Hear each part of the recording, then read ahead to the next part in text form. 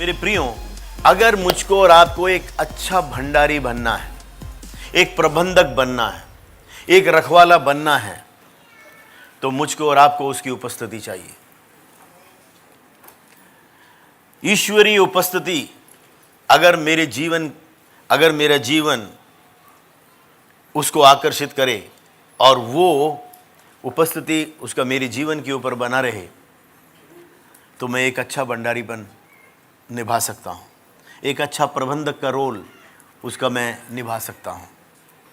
आप अपने जीवन में आपका कोई भी किरदार हो, आप घर में पिता हैं, पति हैं, पत्नी हैं, माँ हैं, भाई हैं, बहन हैं, आप कहीं ऑफिस में काम करते हैं, स्कूल में हैं, हॉस्पिटल में हैं, कहीं भी परमेश्वर ने आपको एक उत्तरदायित्व सौंपा है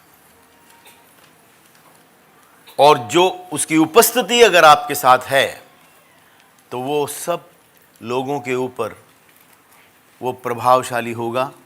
लोग उसको पहचानेंगे और वो जानेंगे कि इस व्यक्ति में कुछ अलग है। कितने कहते हैं ऐसा ही हो? तो हमको क्या करना है? एक अच्छे भंडारीपन के किरदार को, उत्तरदायित्व को निभाना है। लूका रचित सुसमाचार 10वां अध्याय उसके 10, 11 और 12 देखेंगे। लूका रचित सुसमाचार 16वां अध्याय उसका 10, हम उसमें ऐसा पढ़ते हैं, जो थोड़े से थोड़े में सच्चा है, जो थोड़े से थोड़े में विश्वास योग्य है, जो थोड़े से थोड़े में वफादार है, वह बहुतों में भी सच्चा है, वो बहुत का अधिकारी होगा करके परमेश्वर का वचन हमें कहता है। जो थोड़े से थोड़े में अधर्मी है वो विश्वास योग्य नहीं है, वो उत्तरदायी नहीं है, वो बहुत में भी क्या है? अधर्मी है, अविश्वास योग्य है, वो लापरवाह रहेगा। लेकिन कौन सा विषय है जो मुझको सक्षम बनाता है? वो उसकी उपस्थिति है, उसके व्यक्तित्व को जो मैं लेकर चलता हूं। इसलिए जब तुम अधर्म के धन में सच्चे न ठहरे तो सच्चा धन तुम्हें कौन सौंपेगा? और यदि तुम पराये धन में सच्चे न ठहरे तो जो तुम्हारा है उसे तुम्हें कौन देगा? मेरे प्रियो, हम अगर यूसुफ की कहानी को देखें, उसके जीवन की सबसे पहली परीक्षा यही, उसकी पहली परीक्षा वही थी। क्या परमेश्वर ने उसे एक दर्शन दिया था? क्या उसके स्वप्न द्वारा उसको बताया था कि तू महानता के लिए बना हुआ है? क्या उसको पता था कि मेरे एक जीवन में ऐसा होने वाला है? उसके पिता ने जब उस स्वप्न को सुना कि 11 सितारे, सूरज और चांद उसने मेरे सामने क्या किया? ये दंडवत कर रहे हैं। कहते पूलियां, 11 पूलियां मेरे सामने झुकी। वो इस बात को दर्शाता है कि कहीं ना कहीं एक बड़े अधिकार में आएगा। लेकिन जिन अवस्थाओं में से उसे होकर गुजरना पड़ा, क्या वो बहुत अच्छे थे? क्या वो बहुत ही ज्यादा स्वागतीय थे? जिसको इतना बड़ा स्वप्न, इतना बड़ा दर्शन मिला, उसके भाई उसके शरीर से कपड़ा चीर कर उसको वहीं पर कत्ल करने की योजनाओं को बनाते हैं। याद रखना, हमारा जो विषय है वो है ईश्वरीय विषयों को अपने जीवन में क्या करना? आकर्षित करना। मेरे प्रियो, इस पृथ्वी पर दो प्रभाव कार्य करते हैं। परमेश्वर ने मनुष्य को अपने समान और स्वरूपता में बनाकर उसने पवित्र आत्मा उसके आत्मा से जोड़ दिया, लेकिन स्वयं इच्छा की शक्ति उसको प्रदान किया। आत्मा का जो विषय है ईश्वरीय चरित्र स्वभाव पहले मनुष्य के अंदर उसने डाला, लेकिन इस पृथ्वी पर जब ये मनुष्य को निर्मित किया, रचा, उसको इस सारे पृथ्वी के ऊपर हर एक विषय के ऊपर अधिकार दे दिया और बोला सब कुछ वश में कर ले। क्यों? स्वयं इच्छा की शक्ति उसको दी। परमेश्वर ने सब कुछ उसके हाथों में सौंप दिया। आगे हम वचन में पढ़ते हैं कि आशीष और श्राप दोनों इस पृथ्वी में रखा है, चुनाव मेरा और आपका है। ये सब कहां होता है? मेरे प्रिय, दोनों दो खाना खाएं। इस पृथ्वी पर एक और शरीर रहित, मैंने कहा दो प्रभाव, एक अच्छे एक बुरी। दूसरा प्रभाव शरीर रहित प्रभाव जो मनों में विचार डालने की क्षमता को रखता। दो खाना खाएं, वो नकारात्मक विषयों को, वो आपके अपने व्यक्तित्व के ऊपर शंका लाने लायक विचारों को डालेगा। मुझे याद है कि मैं धावक था, मैं दौड़ता था, लेकिन ऐसी प्रैक्टिस के समय में कोई कंपटीशन वगैरह कुछ नहीं था। मेरा एक मित्र वो तैराक था, मैं धावक था, दौड़ता था। उनमें भी काफ़ी स्टैमिना होता है।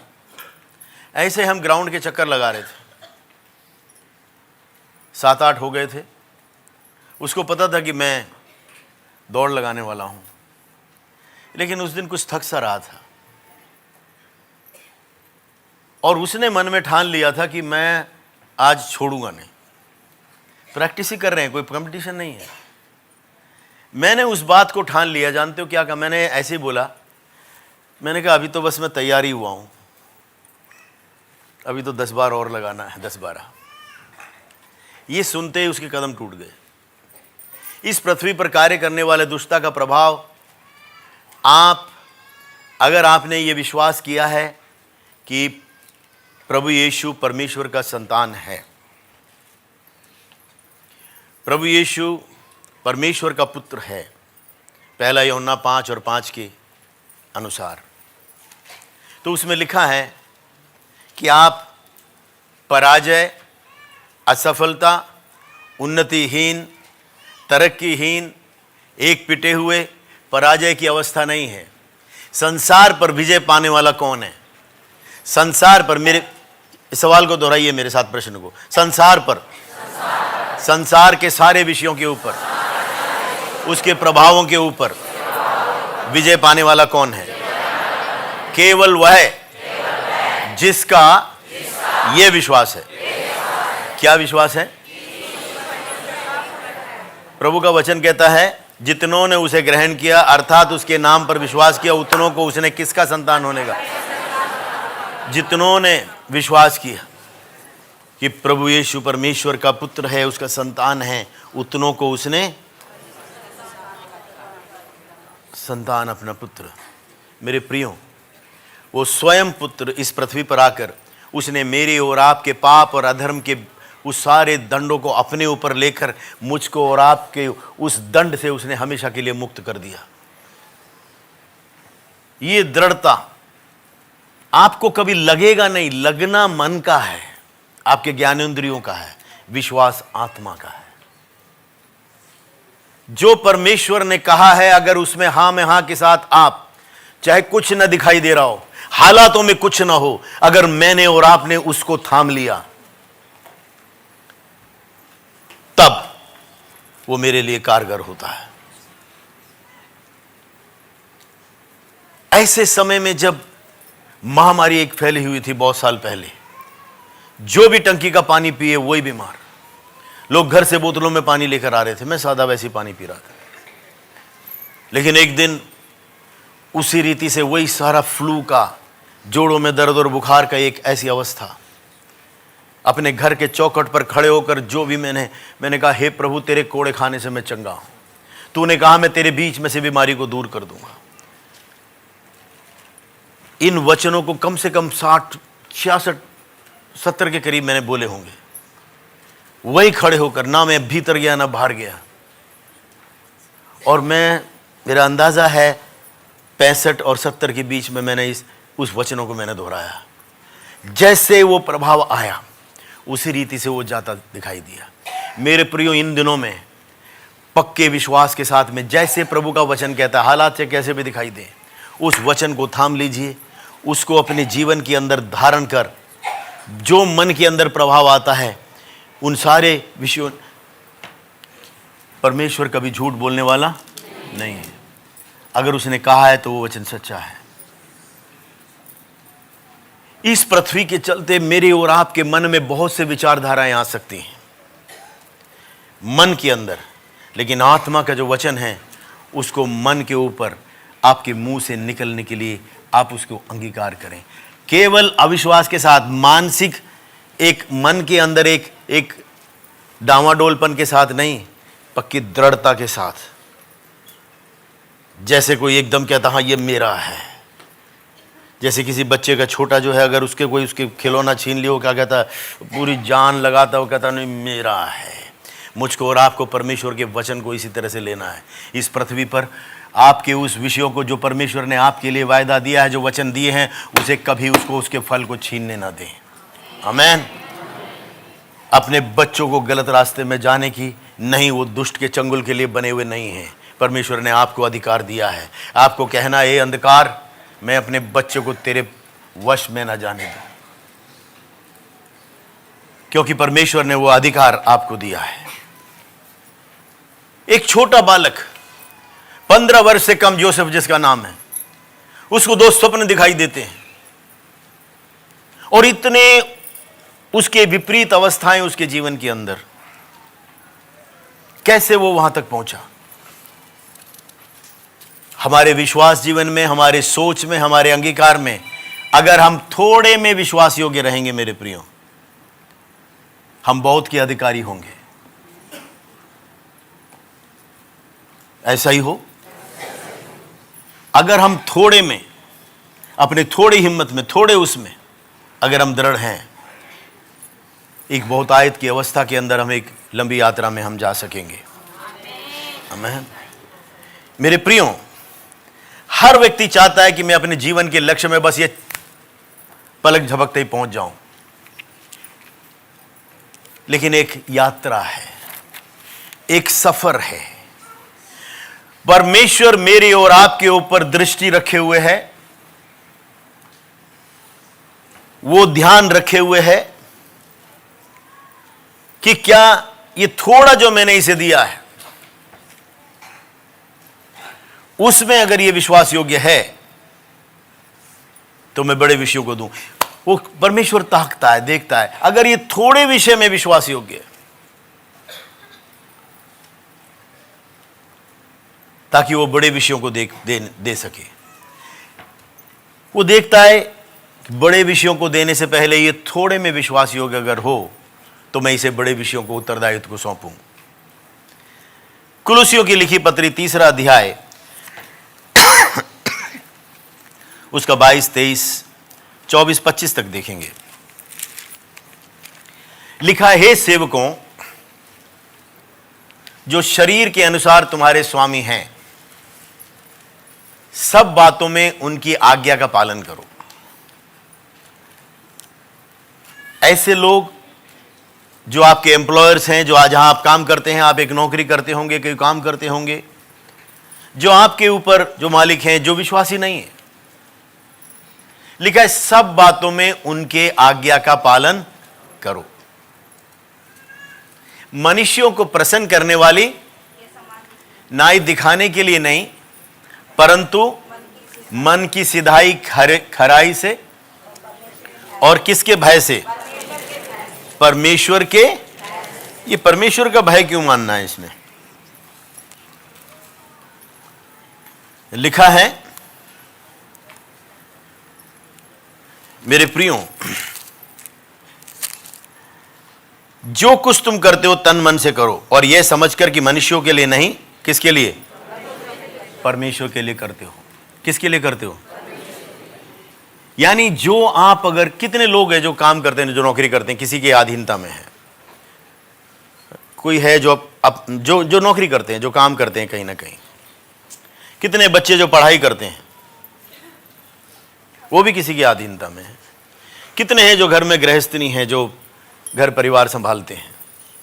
मेरे प्रियो, हर एक व्यक्ति किसी न किसी का जवाबदार है, कोई ना कोई उसके सिर पर है। अगर ऐसा है तो यहां लिखा है कि हमें किस तरह से करना है, किसकी सेवा कर रहे हैं? परमेश्वर की सेवा करना है। हम परमेश्वर की सेवा कर रहे हैं। परमेश्वर का वचन है 24 में देखते हैं, क्योंकि तुम जानते हो कि तुम्हें इसके बदले में प्रभु से मिरास मिलेगी। तुम प्रभु मसीह की सेवा करते हो, क्योंकि जो बुरा करता है अपने बुराई का फल पाएगा। वहां परमेश्वर की उपस्थिति में किसी का पक्षपात नहीं होता है। क्यों? वो मेरे और आपके हृदय को देखता है। मेरे हाथों के कार्यों से बढ़कर वो आपकी एटीट्यूड को, मेरी मानसिकता को, मेरे व्यवहार को, अंदर जो मेरी मानसिकता उसको देख रहा है। बहुत लोग सफलता चाहते हैं, बहुत लोग समृद्धि चाहते हैं, बहुत लोग ईश्वरीय उपकार को जीवन में चाहते हैं। हम में से कोई है जो जीवन में उन्नति चाहता है? कोई है जो तरक्की चाहता है? कोई है जो समृद्धि चाहता है? मेरे प्रियो, वो पहला विषय ये कहता है कि क्या? थोड़े में विश्वास योग्य। वो छोटी सी नौकरी, वो छोटे से परिवार का एक छोटा सा उत्तरदायित्व, वो ट्यूशन पढ़ाते हैं वो छोटे मुट्ठी भर बच्चे, चाहे वो 1 घंटे के लिए 2 घंटे के लिए आते हो। अगर आपके मन में ये है कि आपने देखा, हाँ इन बच्चों का भविष्य मेरे इस 1-1.5 घंटे के साथ जुड़ा हुआ है, परमेश्वर कहता है नहीं, केवल बच्चों को नहीं, तुम मेरी सेवा कर रहे हो। ऐसे करना है जैसे जो भी है। मेरे प्रियो, हाँ मेरा अपना काम था, लेकिन जो वर्किंग सैलरी होती है उसके लिए मैं क्या कहता था परमेश्वर से, अपने फैक्ट्री के हॉल के बीच में खड़े होकर, प्रभु मैंने तेरी सेवा की है, मैं तनख्वाह तेरे से लूंगा। आप जो भी करते हैं, अगर यहां प्रभु का वचन कहता है कि तुम ऐसे करो जैसे प्रभु की, जब कोई देख भी नहीं रहा हो। हमने आरंभ किया था दानिएल के विषय से, उत्तमता का आत्मा। उसके शत्रुओं ने ढूंढा, दुश्मनों ने ढूंढा, उसमें कोई कमी नहीं दिखाई दी। उसको फंसाने के लिए, उसको किसी तरह राजा के दृष्टि में नीचे गिराने के लिए उन्होंने बहुत बारीकी से ढूंढा। कहते कोई कमी वो ढूंढ नहीं पाए उसके अंदर। वो कब होगा? जब मैं और आप उसकी उपस्थिति के लालायित होंगे। जो थोड़ा परमेश्वर ने हमको दिया है उसमें विश्वास योग्य अगर रहेंगे, आने वाले दिनों में हम बहुत बड़ी समृद्धि को देखने जा रहे हैं। आमीन। क्यों? क्योंकि वो उस कंपनी नहीं, वो संस्था नहीं, वो सेवा नहीं, हम उस मसीह यीशु की, मेरी और आपके सृष्टिकर्ता की हम सेवा कर रहे हैं। अगर उसकी कर रहे हैं तो फिर किसी को देखने के लिए, नंबर के लिए नहीं, हृदय की तलहटी से, और वो बड़े आदर के साथ होगा। हम उसको मूल्य समझेंगे।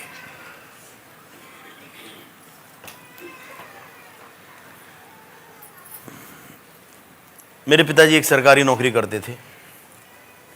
एक दिन सुबह 5 बजे मैंने उनके लिए गेट खोला। दफ्तर का टाइम 10 से 5, सुबह 5 बजे गए, रात को 11 बजे वापस आ रहे हैं। अपना काम करने के लिए नहीं, 2-4 और लोग हैं जो सरकारी नौकरी की तरह सरकारी नौकरी करते हैं। पहले आएंगे 10 बजे की जगह पर 11 बजे, अखबार पढ़ेंगे, चाय पिएंगे, इतने में लंच का टाइम हो जाता है। उसके बाद खाना वाना खाएंगे, फिर चाय पिएंगे, फिर छुट्टी का समय हो जाता है। अब मेरे पिताजी जिम्मेदार थे, विश्वास योग्य थे, उनको तो काम पूरा करना है। उन 4 लोगों का काम करने के लिए सुबह 5 बजे गया हुआ व्यक्ति, उनका सबका काम निपटा के, क्योंकि पहली तारीख को सब हिसाब किताब करके देना है। वो लोग कहते हाँ वो है, वो कर लेगा, वो है, वो कर लेगा। लेकिन मैं बताना चाहता हूँ, रिटायरमेंट के बाद मेरे पिताजी, जो उन्होंने जीवन में सुख अनुभव नहीं किया, बचपन से जो अनुभव नहीं किया, वो उन्होंने उस रिटायरमेंट के बाद अनुभव किया। मेरे माता पिता ने। दुख होता है मुझे कहते हुए, वो जिन्होंने इस रीति से वहाँ काम किया था, बहुत कम आयु में किसी को लकवा, किसी का कुछ, बहुत दयनीय दशाओं को देखा। मैं ये नहीं कहता हूँ सबके साथ ऐसा है, लेकिन हाँ, जो थोड़े में विश्वास योग्य है, चाहे वो आपका शरीर का विषय हो, चाहे आपके परिवार का विषय हो।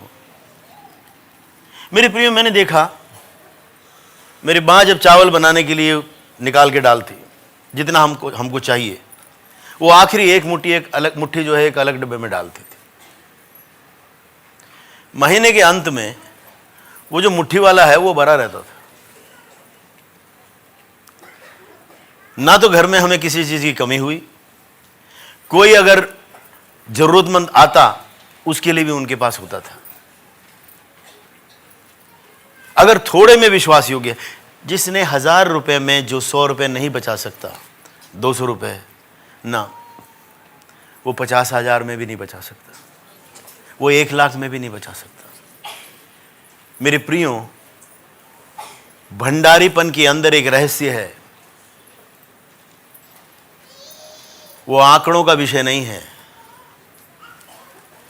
उसको किस तरह से मैनेज करना है, किस तरह से उसका रख रखाव करना है, किस तरह से उसका वितरण करना है, उस विषय पर आधारित है।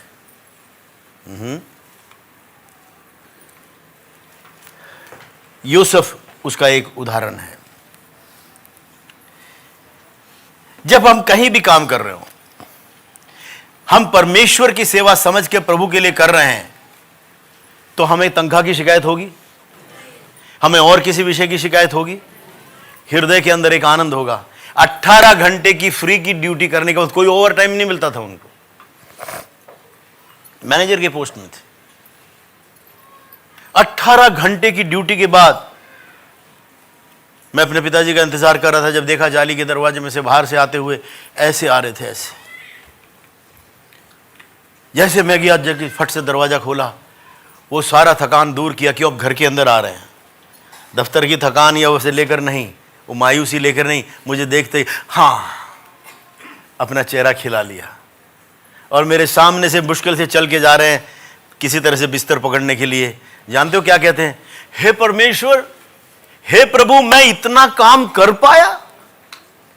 मैंने कहा वाह प्रभु, मैं तो सोच रहा था मेरे अंदर ये जो 4 जने अपना काम नहीं करते तो मेरे पिता को ये सब करना पड़ रहा है करके मैं अंदर भुना हुआ बैठा था उस टाइम पे। और उनके मुंह से क्या निकल रहा है?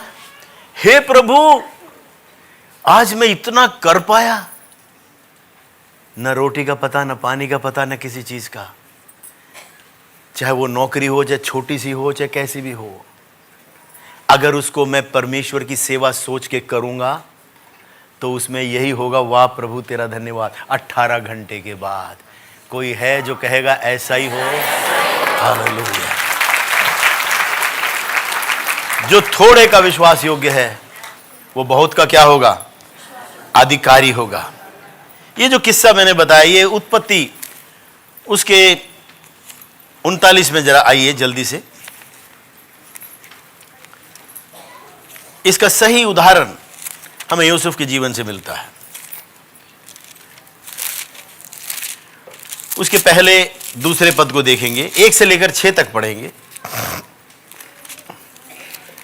लिखा है, जब ये यूसुफ मिस्र में पहुंचाया गया। कोई बता सकता है ये मिस्र में कैसे पहुंचाया गया? है? अपने भाई लोग कह रहे हैं बड़ा स्वप्न देखने वाला आया, हम सब इसके आगे घुटने टेकेंगे। मेरे प्रियो, इस पृथ्वी पर 2 प्रभाव कार्य करते हैं। आज जरा ध्यान से सुनिए। अगर एक घर का उद्धार करता एक पूरे परिवार के भविष्य का सबसे बड़ा औजार या वाहन या जरिया अगर आप हैं, और इस पृथ्वी पर एक दुष्टता का कोई प्रभाव हो जो उस परिवार की उन्नति को, समृद्धि को, तरक्की को, बढ़ती को, ईश्वरीय उपकार को रोकना चाहे, तो वो किसके जीवन को दुखी करेगा? जो उद्धार करता है। आप में से कितने हैं जो कहते हैं मैं अपने परिवार का, मैं अपने संस्था का, मैं अपने जहां पर मैं हूं उधर का मैं उद्धार करता हूं? हो ना हो, परमेश्वर ने आपको चुना हो यूसुफ के समान। हो ना हो, आप वो मार्ग हैं, आप वो यंत्र हैं, आप वो विषय हैं। हो ना हो, अगर आप बहू हैं, आप परेशानी में से होकर गुजर रहे हैं, उस पूरे घर का और कोई ज्योति का कोई और साधन ना हो, कोई और उस घर के उद्धार का, छुटकारे का, ईश्वरीय योजना के लागू होने का आपके अलावा कोई और, वहां पर कोई और परमेश्वर के लिए मार्ग ना हो। यूसुफ बचपन से विश्वास योग्य था। 37वें अध्याय में लिखा हुआ है, जब उसके भाई उल्टे सीधे काम करते हैं, वो आके अपने पिता को उनकी बताता कि ये नहीं, ये गलत काम करते हैं। क्या वो अपने भाई की चुगली लगा रहा था? नहीं, उनको उसका दर्द था। वो भंडारी था, वो रखवाला था, छोटा था लेकिन वो रखवाला था, वो प्रबंधक था। उसके जीवन की बुलाहट, अस्तित्व का उद्देश्य उसने जान लिया था। उसको उस बात का उसको दर्द कि मेरे भाई लोग अगर इस मार्ग पर चले, केवल उनका नहीं, ये पूरा परिवार जो ईश्वरीय है, परमेश्वर ने चुना है, जिसके लिए बोला है अब्राहम तेरे वंश से उद्धारकर्ता पैदा होगा, वो विषय पूरा नहीं होगा। मेरे प्रियो, एक दूरदृष्टता उसके जीवन में थी। ईश्वरीय उपस्थिति को लेकर वो चलता था। उसके भाइयों ने 20 चांदी के सिक्के में उसको बेच दिया व्यापारियों को। छोटा भाई है, ये बड़े बड़े भाई हैं। आप जरा उस सीन को देखिए, उस बच्चे की हालत क्या होगी, 15 साल की, 14 साल की वर्ष के, और उसके हाथ पैर को बांध के ऊंट के पीछे उसको खींच रहे हैं, कोड़े मार रहे हैं। उस बच्चे, वो क्या कर रहा होगा जिसने कोई गलती ना की हो? वो तो अपने भाइयों के लिए रोटी, पिता ने बोला था उनका खैर लेके आओ, उनका खैर खबर लेके आओ भाई, खुशहाली लेके आओ। कहाँ हैं? भेड़ चराने गए हैं। वो तो घर में अपना फ्री पैदा हुआ था, अब हाथों में रस्सी बंधे हैं, ऊंट के पीछे खींचे जा रहे हैं। कुछ पता नहीं आगे क्या रखा है। लेकिन परमेश्वर का वचन कहता है, जब यूसुफ मिस्र में क्या पहुंचाया, मेरे प्रियो, हो सकता है आप किसी एक ऐसे दौर से गुजर रहे हो।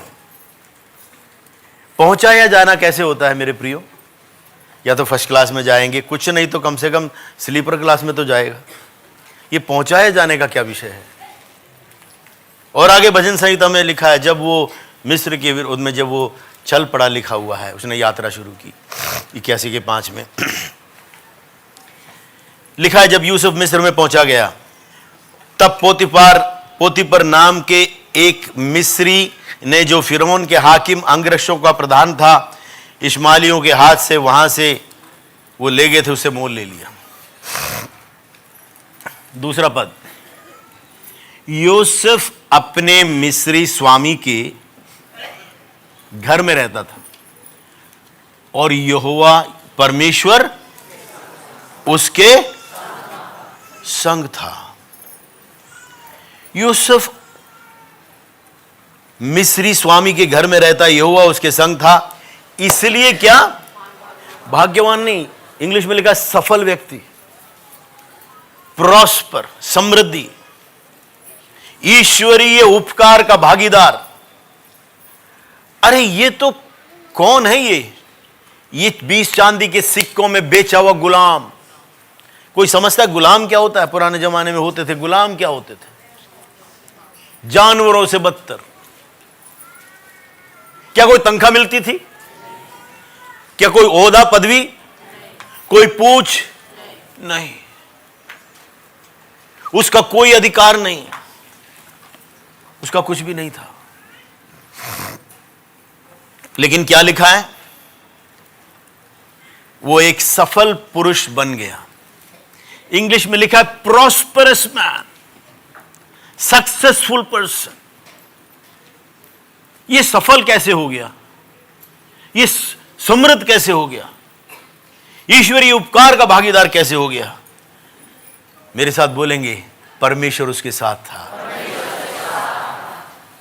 कुछ उसके जीवन में ऐसा था कि उसने ईश्वरीय उपस्थिति को अपनी ओर आकर्षित किया था। क्या मैं और आप उसको अपना बुंदा बनाएंगे? क्या मैं और आप कहेंगे मुझे और कुछ नहीं तो मैं उसकी उपस्थिति को? मेरे प्रियो,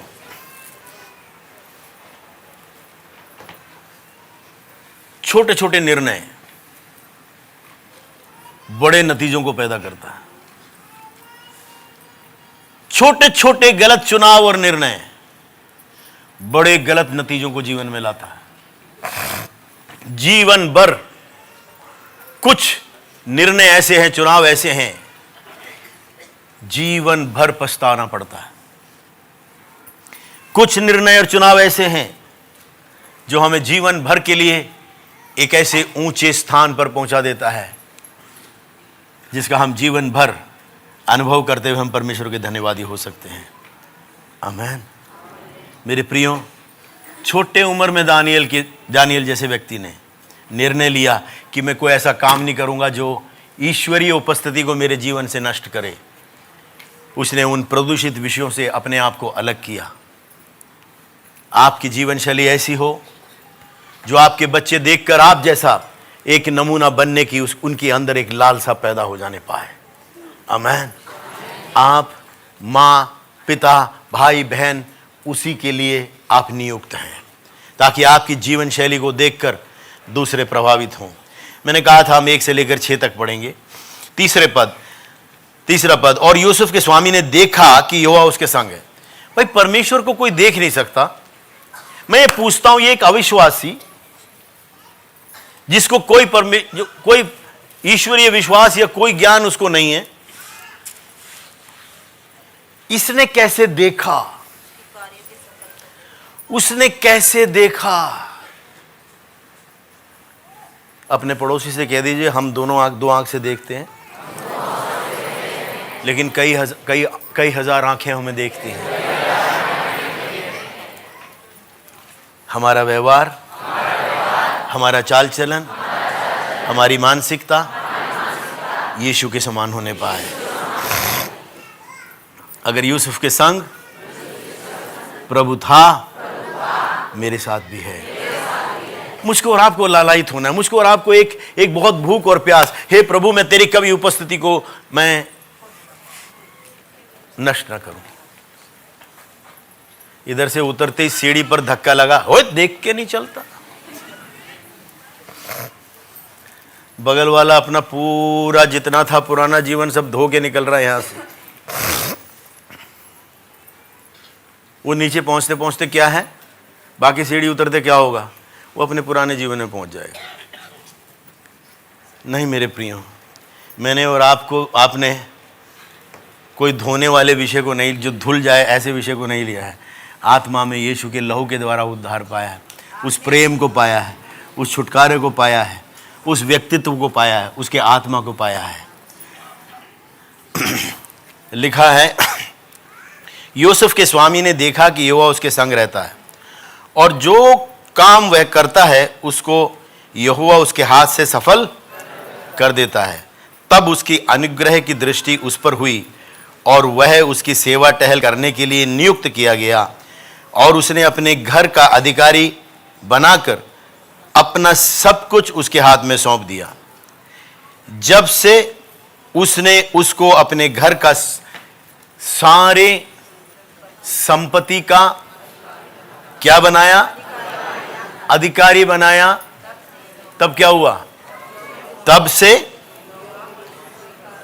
से यहोवा यूसुफ के कारण उस मिस्री के घर पर क्या देने लगा, आशीष देने लगा।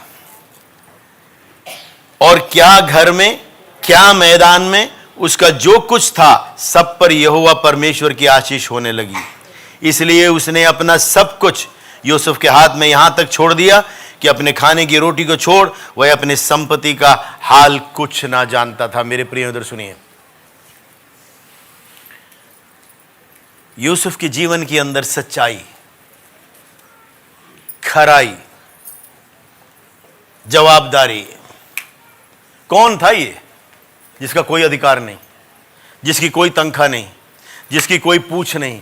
क्या इसके पिछले जीवन में, जैसे ही पिछले दिनों में इसके भाइयों के द्वारा इसके जीवन में जो इसके साथ क्रूरता हुई, इसके साथ अन्याय हुआ, जो गलती इसने की नहीं, ऐसा लगता है कि परमेश्वर ही उसे सजा दे रहा है।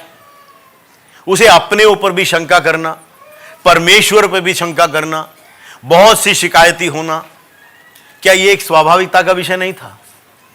जानते हो क्यों? उसने उत्तमता के भाग को चुना।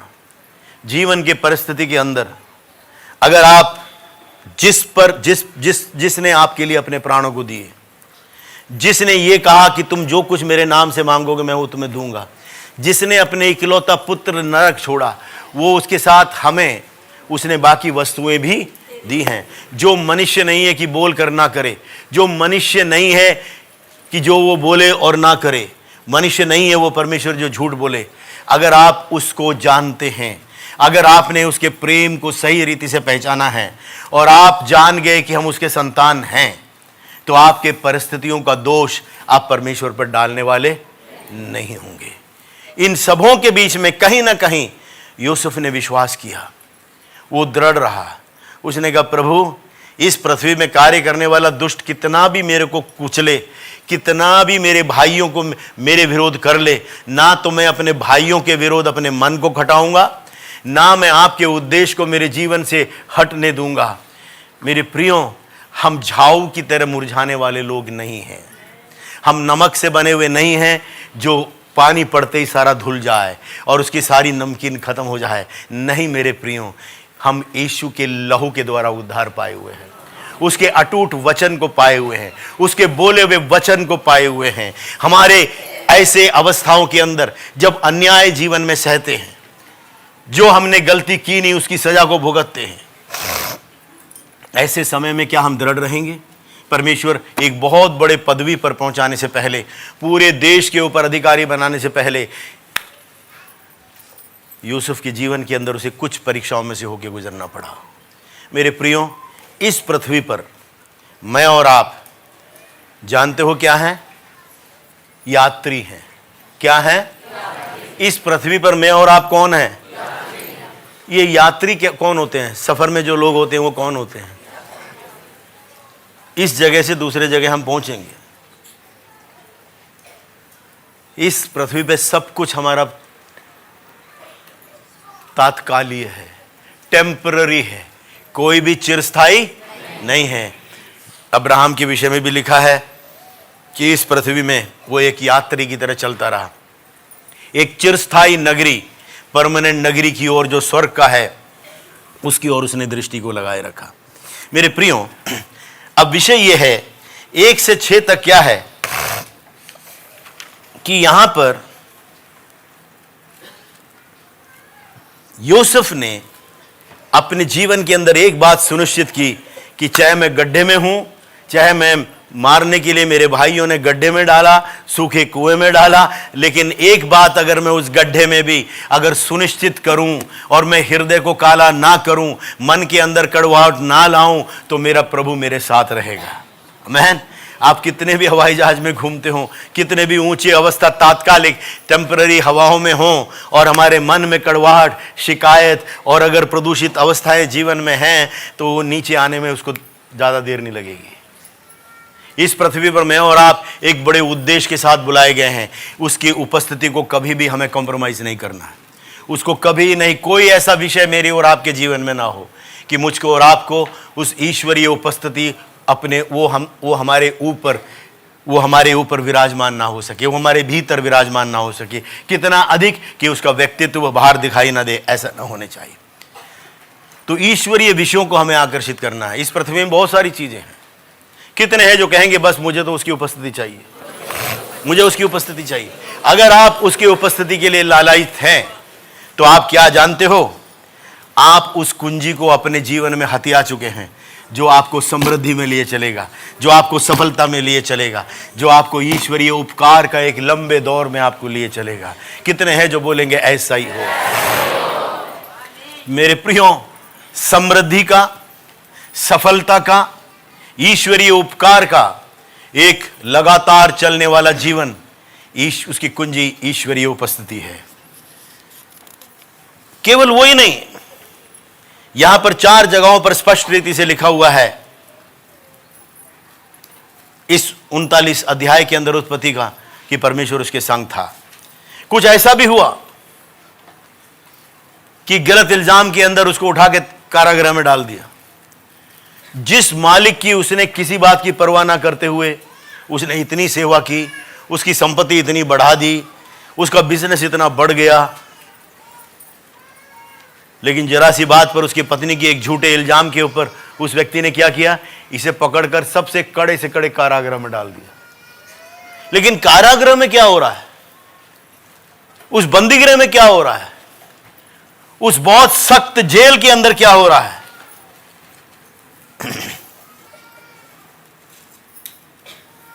लिखा है 19वें पद के अंदर, अपनी पत्नी की ये बातें सुनकर कि तेरे दास ने मेरे साथ ऐसा ऐसा किया, यूसुफ के स्वामी का कोप भड़का। उसने कोशिश भी नहीं की पता करे, उसने पूछने की भी कोशिश, क्योंकि भैया कौन है ये? एक गुलाम है, तनखैया भी नहीं है, वो क्यों उसकी सुनने जाए? लिखा है 20वें पद में, और यूसुफ के स्वामी ने उसे पकड़कर बंदीगृह में, जहां राजा के कैदी बंद थे, डलवा दिया और अतः उस बंदीगृह में रहा, कई सालों तक रहा। क्या यूसुफ तूने कोई गलती की? नहीं। तूने क्या किया? उसकी संपत्ति बढ़वाई, तूने उसकी सेवा की, लेकिन तू आज कहां है? बंदीगृह के अंदर। लेकिन इधर सुनिए 21वें पद में, पर यहोवा यूसुफ के संग संग रहा और उस पर करुणा की। कोई है जो बोले? बोलो प्रभु यीशु की, बोलिए ईश्वरीय उपस्थिति। अगर मेरा परमेश्वर मेरे साथ है तो समृद्धि मेरे पास है, उन्नति मेरे साथ है, ईश्वरीय उपकार मेरे साथ है। अपने पड़ोसी से कहिए, और मुझे क्या चाहिए? ईश्वरीय उपस्थिति ईश्वरीय समृद्धि को, सफलता को, उपकार को खींच कर ले आता है। कैसे? चुंबक की तरह। कितने लोग हैं जिन्होंने चुंबक देखा है? अगर ऊपर रखो लोहे के टुकड़े हो, इसके नीचे घुमाओ तो भी वो ऐसे ही घूमते रहते हैं। ऐसे ही करुणा और भलाई जीवन भर आपके साथ साथ बनी रहेंगी। शर्त एक है, मुझे क्या चाहिए? ईश्वरीय उपस्थिति चाहिए। शर्त क्या है? मुझे ईश्वरीय उपस्थिति चाहिए। अब क्या हुआ? और बंदीगृह के दरोगा के अनुग्रह की दृष्टि उस पर हुई। वाह भैया, कारागृह हो या सिंहासन हो, ईश्वरीय उपस्थिति अगर साथ है तो समृद्धि, सफलता, ईश्वरीय उपकार आपके साथ होगा। मेरे प्रियो, दुख में से होकर आप चलें, जल में से होकर चलें, अग्नि में से होकर चलें, याद रखना वो कुम्हार जो ईश्वरीय है, जो प्रभु है, उसका हाथ आपके भीतर होगा। दर्द वो खींच लेगा, दुख वो खींच लेगा।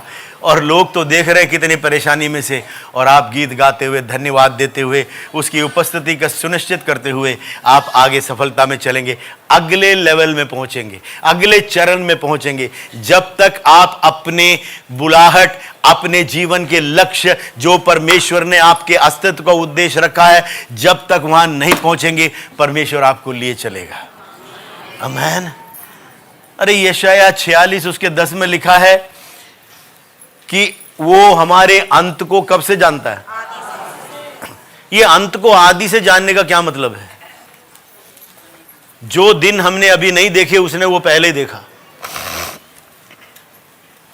इधर सुनिए, कहां तो पोतीफार का अनुग्रह की दृष्टि उसके ऊपर, अब बंदीगृह का स्वामी जो जेलर है उसकी। लिखा है अंत की बात आदि से और प्राचीन काल की बात बताता आया हूं। किसकी युक्ति स्थिर रहेगी? ईश्वरीय। मनुष्य के मन में बहुत सी योजनाएं, लेकिन किसकी योजना सफल होती है? मेरे प्रियो, आपके प्रति किसी ने कोई योजना बनाई है, वो है परमेश्वर जो अटल है। उसने जो लिखा है उसको कोई छीन नहीं सकता। वो आपको उस भाग्य में से, उस समृद्धि में से, उस सफलता में से, उस उपकार में से कोई आपको डिसलॉज नहीं कर सकता, आपको गिरा नहीं सकता, बशर्ते आप जो ईश्वरीय नहीं है उन विषयों को अगर आप आकर्षित करोगे। इसलिए दानियल ने छुटपन में, छोटे से उम्र में उसने निर्णय किया, नहीं मैं ये सब काम नहीं करूंगा। कितने हैं जो कहते हैं मैं सुनिश्चित करता हूं कि संदेह को, कोई और विषय, अविश्वास को, गंदे विषयों को, अपवित्र विषयों को, अशुद्ध विषयों को मेरा मन, मेरा हृदय आकर्षित नहीं करेगा। ये पवित्र आत्मा का मंदिर है। यहां पर यीशु बसता है। यीशु का सोच मेरा सोच है। यीशु का बोल मेरा बोल है, जो पवित्र है, जो पवित्रताई में विराजमान है, जो घमंड नहीं है, जो नम्र है, जो उदार है। अब यहां आगे लिखा है 22वें पद में 39 के, इसलिए बंदीगृह के दरोगा ने उन सब बंदियों का जो कारागार में थे यूसुफ के हाथ में सौंप दिया, और जो जो काम वे वहां करते थे वह उसकी आज्ञा से होता था। अरे ये तो कारागृह, बंदीगृह में भी ये मालिक बन गया, ये अधिकारी बन गया। वहां का जेलर भी इससे पूछ पूछ के काम करता था। पोतीफार ने भी अपना सारा काम इसके जिम्मे छोड़ दिया था। अब इधर सुनिए, यूसुफ के वश में जो कुछ था उसमें बंदीगृह का दरोगा कोई भी वस्तु देखने की ना पड़ती थी उसको, क्योंकि यहोवा यूसुफ के साथ था और जो कुछ वह करता था परमेश्वर उसमें उसे सफलता देता था। बोलो प्रभु यीशु की।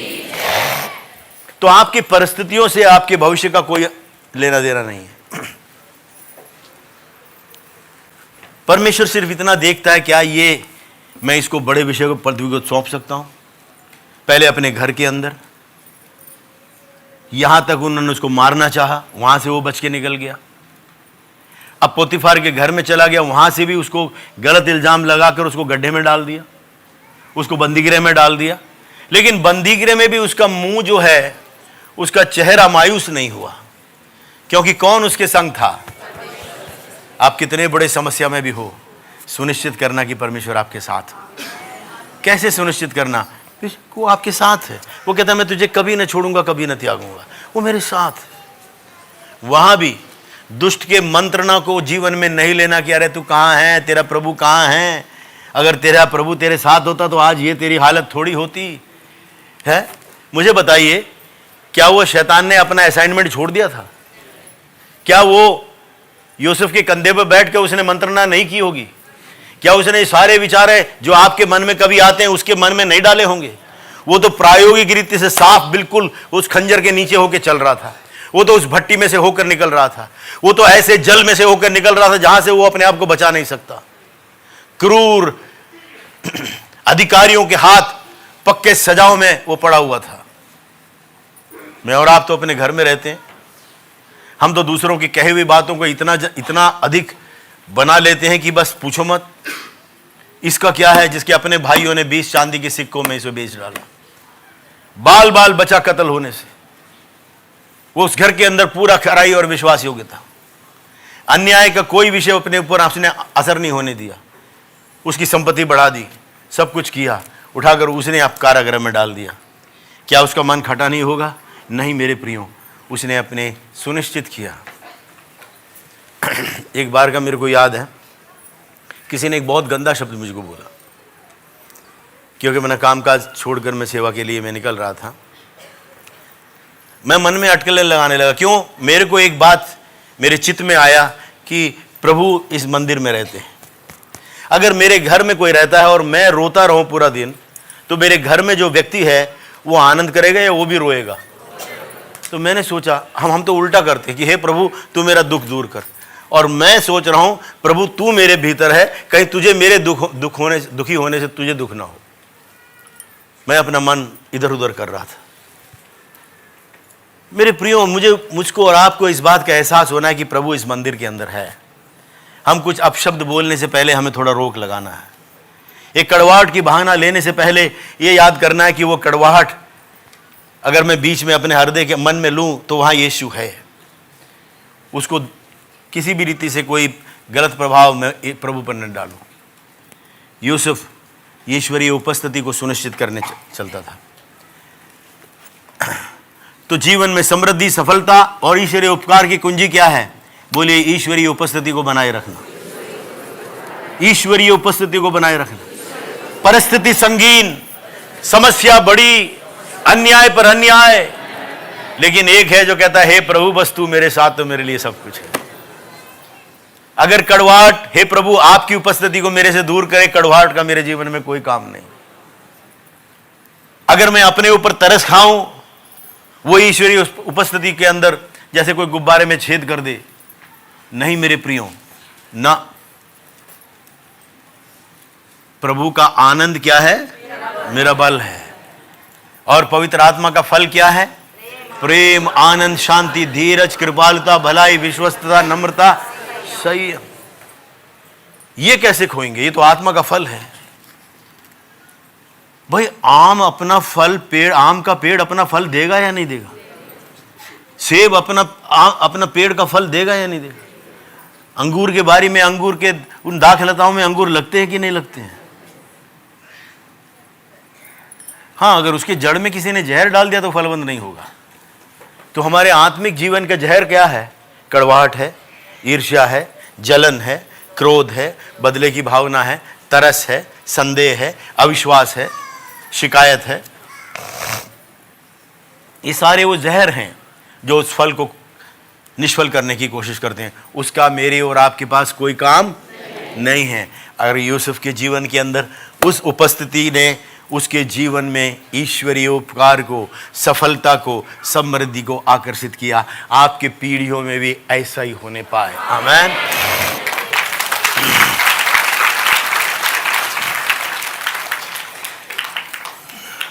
मेरे प्रियो, परमेश्वर फलवंत करने वाला है। अकाल के समय में, दुख के समय में, सूखे के समय में हम क्या करेंगे? उत्पत्ति 26 उसके 12 और 13 में लिखा हुआ है। किसके बारे में? इसहाक के विषय में। उसमें लिखा है उसने अकाल में क्या किया? परमेश्वर की वाणी को सुना। लिखा फिर इसहाक ने उस देश में जोता बोया और उसी वर्ष में उसने 100 गुना फल पाया और यहोवा परमेश्वर ने उसे आशीष दी और वह बढ़ा और उसकी उन्नति होती चली गई, यहां तक कि वह अति महान पुरुष हो गया। कोई है जो बोलो प्रभु यीशु की। लेकिन एक बात बताइए, अकाल में वो कोई कैसा बोएगा? अकाल में कैसे बोएगा? उसका कारण है, उसका कारण है ये वहां से निकल कर जाने वाला था। 26 के अगर पहले पदों को देखें, उस देश में अकाल पड़ा, वह उससे पहले उस पहले अकाल से अलग था जो अब्राहम के दिनों में पड़ा था। इसलिए इसहाक गरार पलिश्तियों के वहां पास गया। वहां यहोवा ने दर्शन देकर उसे कहा, मिस्र में मत जा, जो देश मैं तुझे बताऊं उसी में रहे। तू इसी देश में रहे, मैं तेरे संग में रहूंगा और तुझे आशीष दूंगा और ये सब देश मैं तुझको और तेरे वंश को दे दूंगा और जो शपथ मैंने तेरे पिता अब्राहम से खाई उसे मैं पूरी करूंगा। बोलो प्रभु यीशु की। अब मुझे बताइए, इसने अकाल में बुआई कैसे करी? कोई है? बोलिए। उसने परमेश्वर की वाणी को सुना। ईश्वरीय उपस्थिति उन्नति, तरक्की, समृद्धि, सफलता और ईश्वरीय उपकार को ले आता है। ईश्वरीय उपस्थिति के फल स्वरूप क्या है? हम परमेश्वर की वाणी सुन सकते हैं। अगर उसकी उपस्थिति मेरे और आपके साथ है तो हम उल्टी वाणी नहीं सुनेंगे, हम प्रभु की वाणी हम सुनेंगे। अगर हमको जीवन के अंदर आगे चलना है, सफल होना है, बोलिए मुझे परमेश्वर से सुनना है। जब परमेश्वर से सुनना है बोलते हैं तो केवल हम लोग ये सोचते हैं परमेश्वर के हाँ मेरे पुत्र ये सुन, मैं हूं, डंका बजा ढम, ऐसे नहीं। प्रभु के वचन से जब हम पढ़ते हैं, हाँ प्रभु ये वचन मेरे लिए है, मैं उसे ले लेता हूं। या कोई मेरे मन के अंदर कोई वचन आया, अलग अलग रीति से। परमेश्वर का उद्देश्य पवित्र आत्मा तक केवल इतना है कि वो हमें समझा दे और हमें समझ में आ जाए। जाने लगा उस देश से कूच कर अकाल के कारण, लेकिन परमेश्वर का वचन क्या है? वो क्या कहता है कि तू इसी देश में बसा रहे।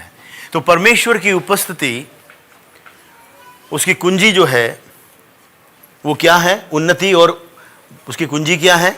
एक तो परमेश्वर की उपस्थिति है, दूसरा परमेश्वर की वाणी, और सबसे बड़ा विषय वाणी सुनने के बाद क्या है? आज्ञाकारिता। बोलिए आज्ञाकारिता। आज्ञाकारिता। चारों तरफ अकाल पड़ा हुआ है, सूखा पड़ा हुआ है, लोग छोड़ छोड़ कर भाग रहे हैं, गांवों से बैलगाड़ियां निकल कर जा रही हैं, घोड़े गाड़े निकल कर जा रहे हैं, लोग जा रहे हैं और इसको कह रहे हैं भाई तू कहां पड़ा हुआ है सूखे में, चल जल्दी कर। बहुत वर्ष तक ऐसे रहेगा। और ये तो पुराने वाले इस अकाल से भी बहुत बढ़कर थी, जो पुरानी समस्या आई उससे बढ़कर समस्या थी। लेकिन उसके बीच में परमेश्वर की वाणी वैसे नहीं थी जो लोगों का ढंग था, या उस वक्त जो काम चल रहा था वैसे नहीं, जो उस वक्त का रवैया था, जो उस समय का जो चाल थी लोगों की, उसके विपरीत यीशु की परमेश्वर की वाणी। क्या तू यहीं बसा रहे, तू जोतेगा बोएगा? अरे अकाल में कौन बोएगा भाई? ना पानी ना कुछ भी नहीं है, सूखा पड़ा है। यहां तो खाने के मुश्किल पड़ रहे हैं, आप कह रहे हैं बुआई करो। मेरे साथ बोलिए परमेश्वर की उपस्थिति, परमेश्वर से सुनना, आज्ञाकारी होना, जीवन की समृद्धि, सफलता, ईश्वरीय उपकार जो आपको लिए चलेगा, आपके पीढ़ी की दिशा ईश्वरीय दिशा देगा। आमेन। बोलिए परमेश्वर की उपस्थिति, उसकी वाणी को सुनना, उसके वचन को सुनना, आज्ञाकारिता, और क्या बताया था?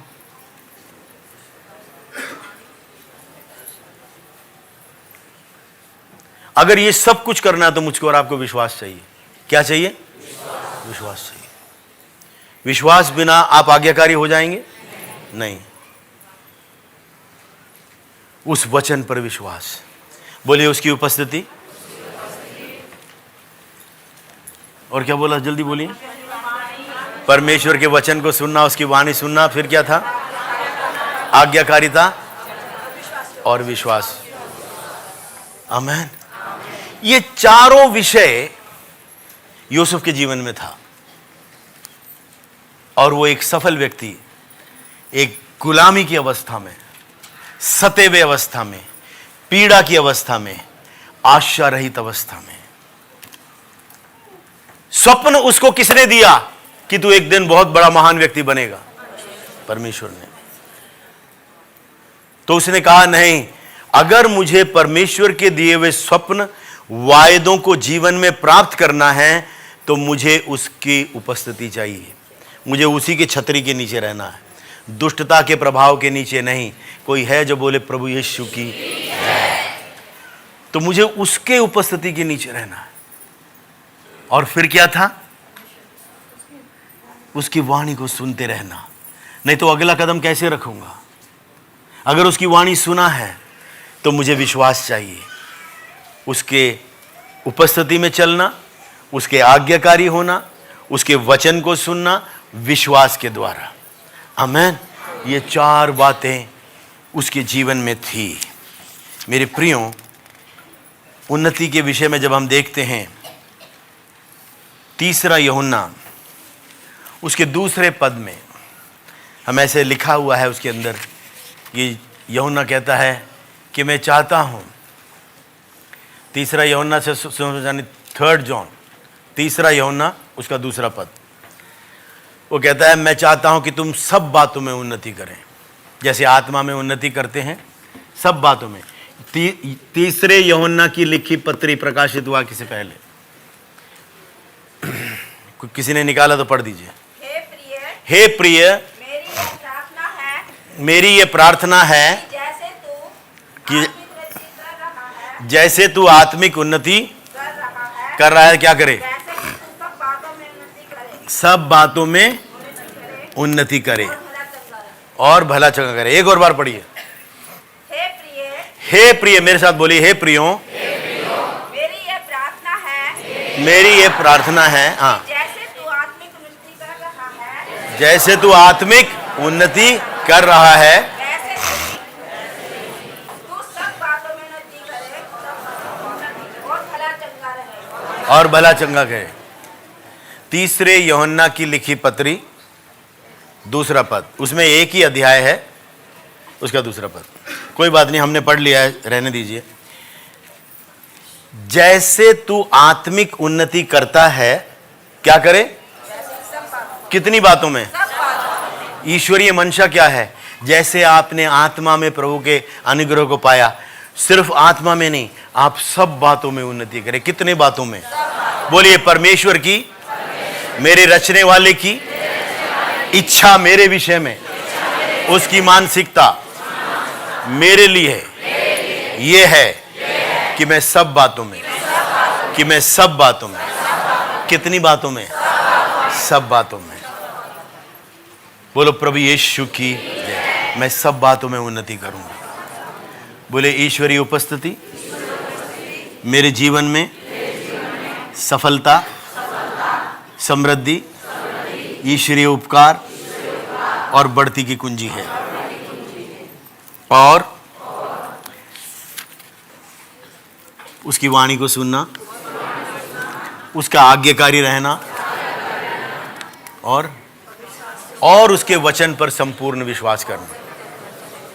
ये 4 बातें, बोले ये 4 विषय, परिस्थिति कैसी भी क्यों ना हो, मैं आशीषित ही हूंगा। मैं परमेश्वर के लिए उपयोगी हूंगा और मैं बहुतों का उद्धार करता हूंगा।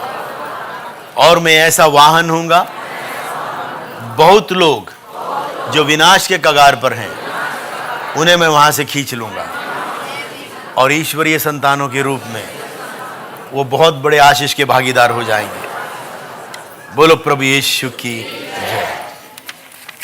प्रभु का वचन कहता है, दूसरा इतिहास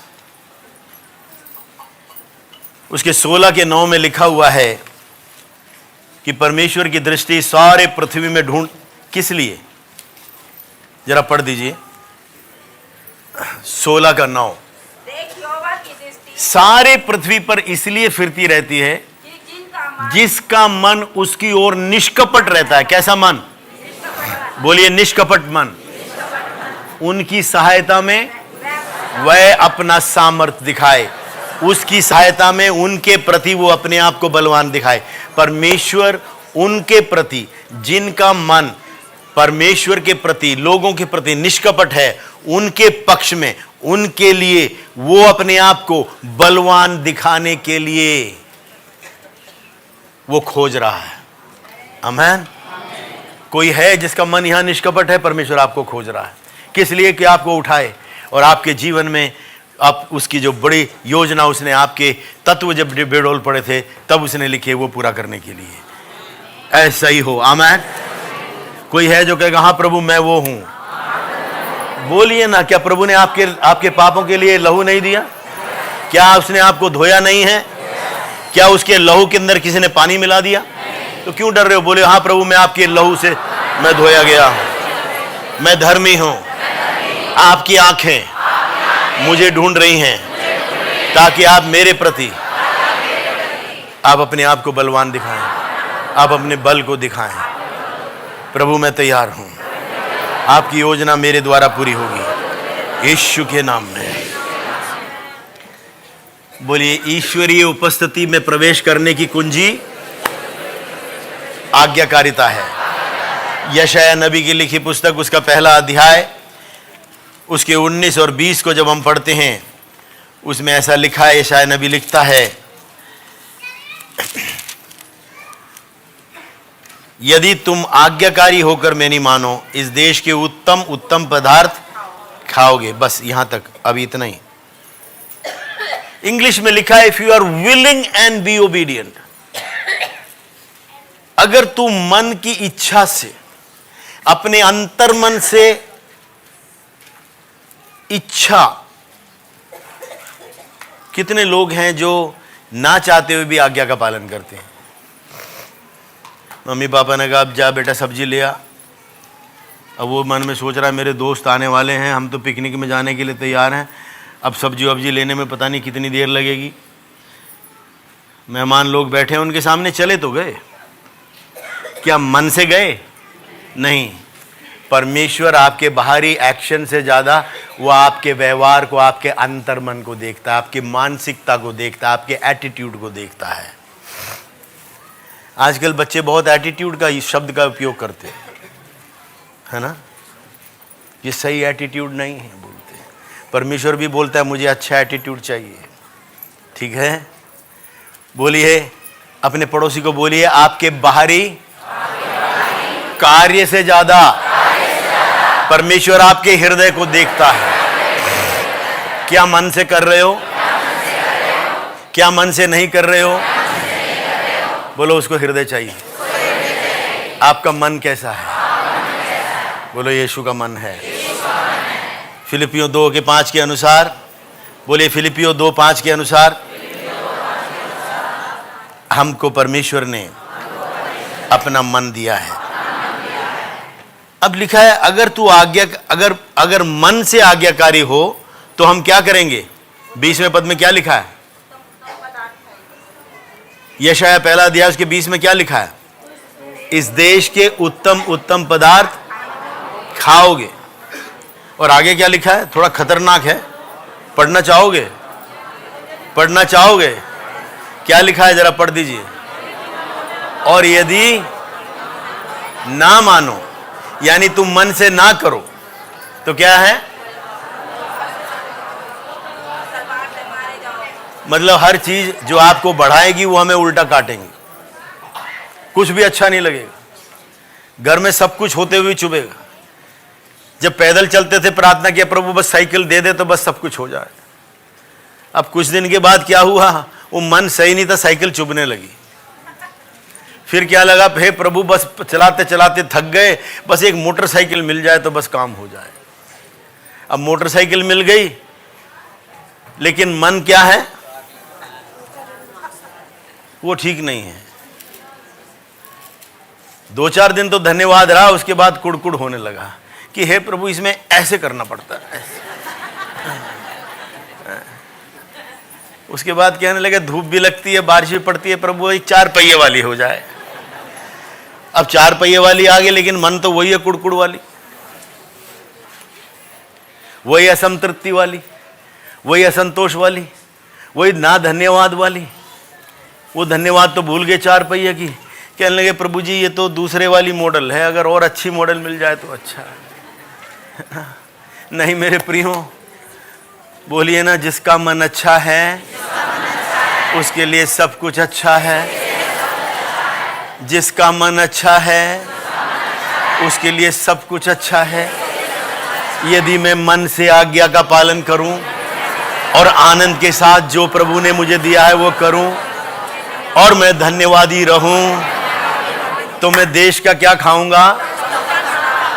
झूठन खाऊंगा लिखा है, बचा हुआ खाएगा लिखा है। क्या?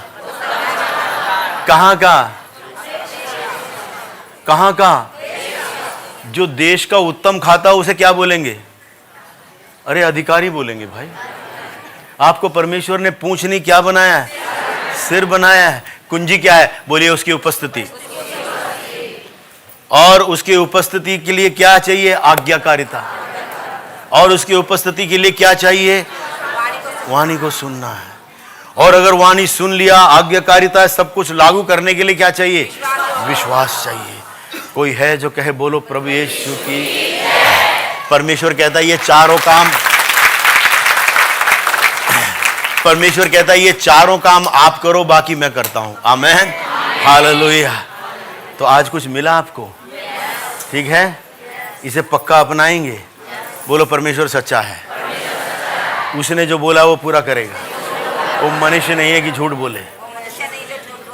कितने विश्वास करते हैं प्रभु यीशु ने अब क्रूस पर मेरे और आपके पापों के लिए अपने आप को बलिदान किया है? पाप मैंने किए, आपने किए, लेकिन बलिदान कौन हुआ? दंड किसने चुकाया? तो क्या पाप का दंड मैं और आप चुकाएंगे? अब नहीं। पाप में पैदा हुए थे, पाप में पल रहे थे, लेकिन प्रभु यीशु ने हमारे लिए अपने आप को बलिदान किया। तो हमें अब अपने पाप में, गंदगी में मरने की आवश्यकता नहीं है। बीमारी की अवस्था में पैदा हुए, लेकिन यीशु ने 39 कोड़े, 1 कम 40, 9 लटों की उसको कोड़ा बनाकर उसके पीठ पर दे मारा। 5000 से अधिक जख्म, 1-1 इंच से गहरे चोट, अंदर का मांस हड्डी तक दिखना शुरू हो गया, छितड़े हो गए उसके पीठ के। एक बार जिसने प्रार्थना किया, बोला हे प्रभु दर्शन मुझे दिखा कैसे? परमेश्वर ने उसकी प्रार्थना को सुनकर वो सीन दिखाया।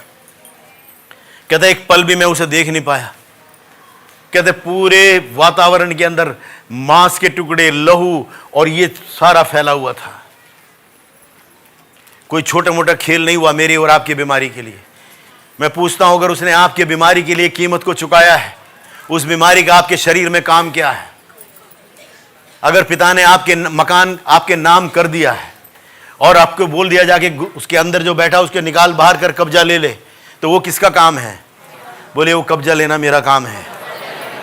हे बीमारी, हे अस्वस्थ अवस्था, हे गोला गांठ रसोली, हे घुटने के दर्द, हे हाई ब्लड प्रेशर, हे लो ब्लड प्रेशर, हे शक्कर की बीमारी, हे गठिया बाई, हे दमे की शिकायत, हे ट्यूमर कैंसर, तेरा कोई काम ना मेरे जीवन में, ना मेरे किसी पड़ोसी के जीवन में, ना मेरे परिवार के जीवन में। मेरे यीशु ने कीमत चुका दिया है। निकल बाहर, दूर हो यीशु के नाम। हृदय की बीमारी दूर हो, आंखों की कमजोरी दूर हो, कानों की कमजोरियां दूर हो, नसों की कमजोरी दूर हो, यीशु के नाम में। यीशु ने कीमत चुकाई है। जो उसने क्रूस पर यीशु ने मेरे लिए किया है वो वास्तविक है। यीशु के नाम में चंगाई मेरी है, छुटकारा मेरा है। उसके कोड़े खाने से मैं चंगा हूं। मेरे प्रभु ने मेरे श्रापों को दूर किया और मुझे सारे स्वर्गीय आशीषों से आशीषित कर दिया है। मैं आशीष का भाग हूं। वो मेरी वसीयत है। यीशु के लहू के द्वारा वो मेरा वसीयत है। खुशहाली, सफलता, समृद्धि, ईश्वरीय उपकार मेरा भाग है। ये दुष्ट मैं न जाने दूं। ये मेरा भाग्य है, ये मेरा भाग है। यीशु के नाम में मैं अपने भाग को ले लेता हूं। परमेश्वर की उपस्थिति मेरे जीवन में बनी रहे। उसकी आज्ञाकारिता में, उसकी वाणी और वचन को मानते हुए विश्वास के द्वारा मेरा जीवन है। यीशु के नाम में ऐसा ही हो। अपने पड़ोसी पे हाथ रखें, बहन बहन, भाई भाई पर। बोले पिता परमेश्वर, मेरे जीवन को आपने एक आशीष का भाग बनाया है। मैं आशीषित हूं, मैं आशीषित हूं। जाने अनजाने में कहीं मेरे से जो भी चूक हुई है, जो गलतियां हुई हैं, जो मुझसे पाप हुआ है, हे पवित्र परमेश्वर, जहां मैंने अविश्वास किया, जहां मैंने कड़वाहट को, तरस को, संदेह को और भी किसी गंदे विषय को जो इस मंदिर को अपवित्र करते हैं, अगर मैंने स्थान दिया है, प्रभु मैं उन पाप को मान लेता हूं। मेरे सब अधर्म को, मेरे पाप को क्षमा कर दीजिए। अपने पवित्र लहू से मुझे धोकर शुद्ध कर दीजिए। प्रभु यीशु, आप मेरे स्थान पर मेरे पापों के लिए हुए, आप मर गए, आप मर के जी उठे। मैं विश्वास करता हूं नया जीवन के लिए आपने मुझको फिर से जिला दिया है। आपका धन्यवाद। आप मेरे प्रभु हैं, आप मेरे स्वामी हैं। आपका आत्मा मेरी आत्मा से जुड़ा है।